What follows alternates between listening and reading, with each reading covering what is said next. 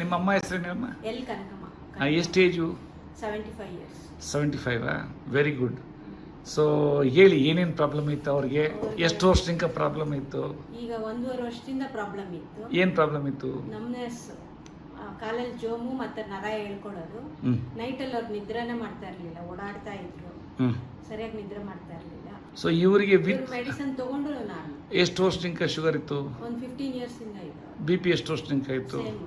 Okay. BP ಬಂದು ಆಮೇಲೆ sugar ಬಂತು. ಆಮೇಲೆ ಈಗ ಅವ್ರಿಗೆ ಸ್ವಲ್ಪ ಲಂಗ್ಸ್ ಪ್ರಾಬ್ಲಮ್ ಆಯಿತು ಲಾಸ್ಟ್ ಜೂನಲ್ಲಿ. ಅದು ಜೈನಲ್ಲಿ ಅಡ್ಮಿಟ್ ಮಾಡಿ ಅದು ನೀರು ಸೇರಿತ್ತು, ಅದೆಲ್ಲ ತೆಗೆದು ಕ್ಲಿಯರ್ ಆಯಿತು. ಆಮೇಲೆ ಟ್ಯಾಬ್ಲೆಟ್ಸ್ ಎಲ್ಲ ತಗೋತಾ ಇದ್ರು, ಈ ಥರ ಈ ಜೋಮ್ ಎಲ್ಲ ಬಂದ್ಬಿಡ್ತು. ಆ ಜೋಮ್ ಎಷ್ಟು ವರ್ಷದಿಂದ ಇತ್ತು? ಒಂದು 6 ತಿಂಗಳಿಂದ. ಸೊ ಯಾವ ರೀತಿ ಸರ್ ಐತೆ ಹೇಳ್ರಿ? ನಮ್ದು 1 ತಿಂಗಳಿಂದ ತೊಗೊಂಡಿದ್ರು ಅಂತ ಹೇಳಿದ್ರಿ, ಇವಾಗ ಹೆಂಗಿದ್ದಾರೆ ಈಗ ನಿಮ್ಮಮ್ಮ? 10 ದಿನದಲ್ಲೇ ನಮಗೆ ನಿಮ್ಮ ಇದರ ಪ್ರಾಡಕ್ಟ್ ರಿಸಲ್ಟ್ ಬಂತು. ಯಾವ ರಿಸಲ್ಟ್ಸ್ ಬಂತು? ಫಸ್ಟು ನಮ್ನೆಸ್ ಕಮ್ಮಿ ಆಯಿತು, ನರ ಹೇಳ್ಕೊಳ್ಳೋದು ಕಡಿಮೆ ಆಯಿತು.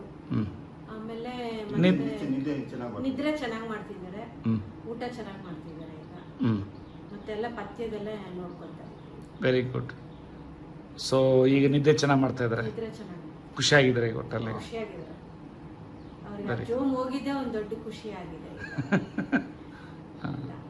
ವೆರಿ ಗುಡ್ ಅಮ್ಮ, very good. Thank you very much. Thank you.